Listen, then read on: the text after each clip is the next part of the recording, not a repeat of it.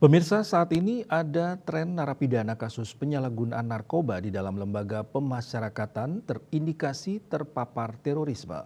Hal itu diungkapkan pelaksana tugas Direktur Pengamanan dan Intelijen Kementerian Hukum dan HAM Erwedi Supriyatno.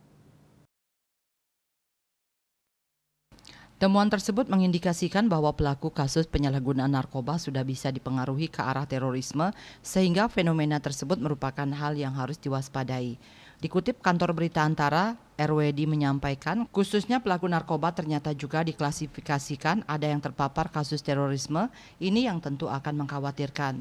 Menurutnya saat ini ada sebanyak 135.823 orang yang mendekam di lapas se-Indonesia terdiri atas 21.198 orang tahanan dan 114.625 orang narapidana.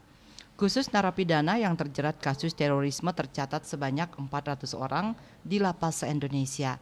Selain itu, RWD juga tidak menampik bahwa saat ini lapas masih menjadi salah satu tempat pengendalian narkoba.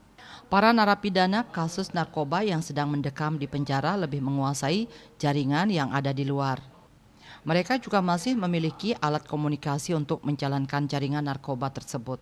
Ia mengatakan penyebab narapidana kasus narkoba yang di penjara masih memiliki alat komunikasi karena kondisi lapas yang jumlah penghuninya melebihi kapasitas tampung. Seperti di Lapas Medan, isinya 3.000 orang, sementara petugas yang menjaga dalam satu hari hanya 24 orang. Tentu tidak optimal. Bali Pos melaporkan.